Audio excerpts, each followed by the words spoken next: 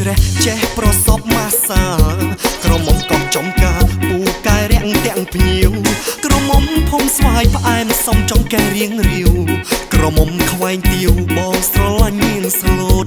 ក្រមុំល្អខ្លាចគេដណ្ដឹងយកបា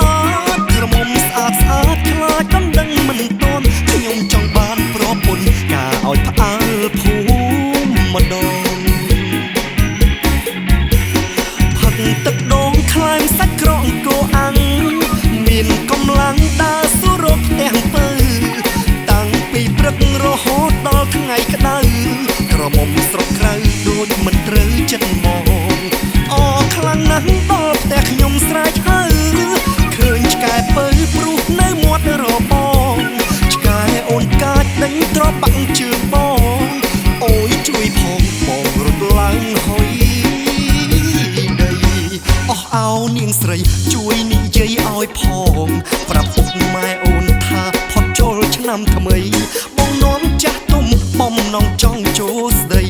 បណ្ដឹងនាងស្រីយកធ្វើជាប្រពន្ធក្រមុំល្អខ្លាចគេដណ្ដឹងយកបា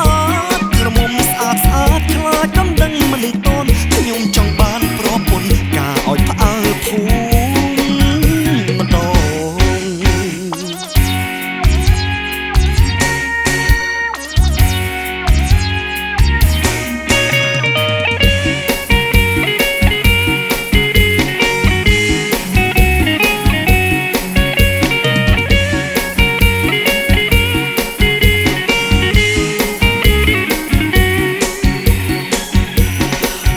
ទឹកដូងខ្លែមសាច់ក្រងគោអាំង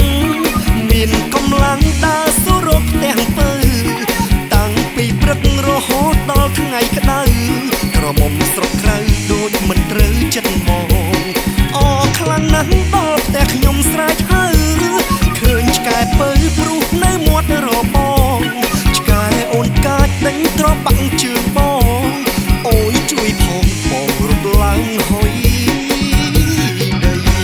អស់អោនាងស្រីជួយនិយាយឲ្យផងប្រាប់ពុកម៉ែអូនថាផុតចូលឆ្នាំថ្មីបងនាំចាស់ទុំបំណងចង់ចូលស្ដីបណ្ដឹងនាងស្រីយកធ្វើជាប្រពន្ធក្រមុំល្អ